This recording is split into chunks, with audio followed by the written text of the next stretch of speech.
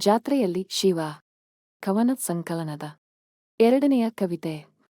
ಸಮಯವಿದೆಯೇ ಪಪ್ಪ, ಸಮಯವಿದೆಯೇ ಪಪ್ಪ, ಆಚೆ ಗುಡ್ಡದಾಚೆ ಇದೇ ನದಿ. ಆಹ, ಎಷ್ಟು ಚಂದ ಅದರ ತುದಿ. ಅಬ್ಬಾ, ಎಷ್ಟು ದೊಡ್ಡ ಸುಳಿ, ಹೇಗೋ ಪಾರಾದೆ ನುಸುಳಿ. ಸರ್ರೆಂದು ಜಾರುವುದು ನುಣ್ಣನೆಯ ಹಾವು, ಎದೆ ಎತ್ತರಕ್ಕೂ ಹಾರುವುದು ಪುಟಾಣಿ ಮೀನು. ಬಾ ಪಪ್ಪ ತೋರಿಸವೇನು, ಸಮಯವಿದೆಯ ಪಪ್ಪ, ಬೆಟ್ಟವೇರೋಣ ಬಾ ನೀನು.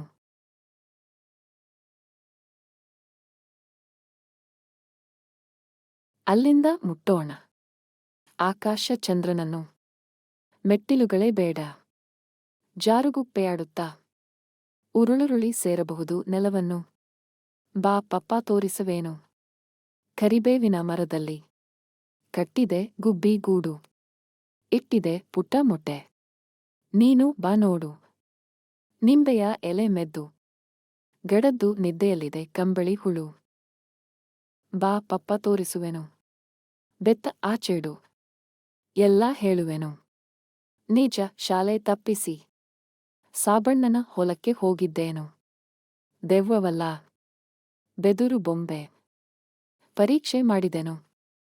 ಬೆತ್ತ ಆಚೆ ಇಡು, ನಿಜವ ಹೇಳುವೆನು. ಪಾಠದ ಪುಸ್ತಕ ತೆರೆದರೆ ಬರೀ ಗುಡ್ಡ ಬೆಟ್ಟದ ನದಿ ಕಾಣುವುದು. ಮನ ಅದರ ಹಿಂದೆ ಮುಂದೆ ಸುಳಿದಾಡುವುದು.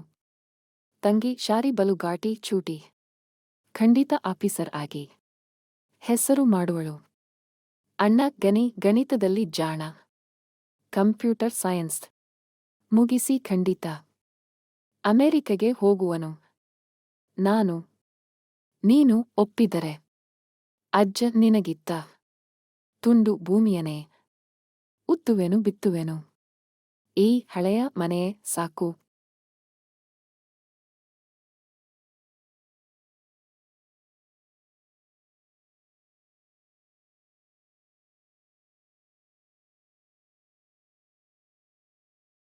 ಇಲ್ಲೇ ನಿನ್ನೊಂದಿಗೆ ಒಂದು ತುತ್ತು ಉಣ್ಣುವೆನು. ಛೀ, ಕೂಳಿಗೆ ದಂಡ ಎಂದು ದೂರದಿರು ಪಪ್ಪ, ಬೇಜಾರಾಗದಿರು. ತೆಂಗು ಅಡಿಕೆ ಬಾಳೆಗೆ ನೀರೂಡುವುದಿಲ್ಲವೇ ನೀನು. ಹೇಳಪ್ಪ ನಾನು ಆ ಗಿಡಕ್ಕಿಂತ ಕಡೆಯೇನು ನೋಡುತ್ತಾ ಈರು. ನಿನ್ನ ಮೇಲೆಯೇ ಒಂದು ಕವಿತೆ ಕಟ್ಟುವೆನು, ಕವಿತೆಯ ಬಲದಿಂದಲೇ.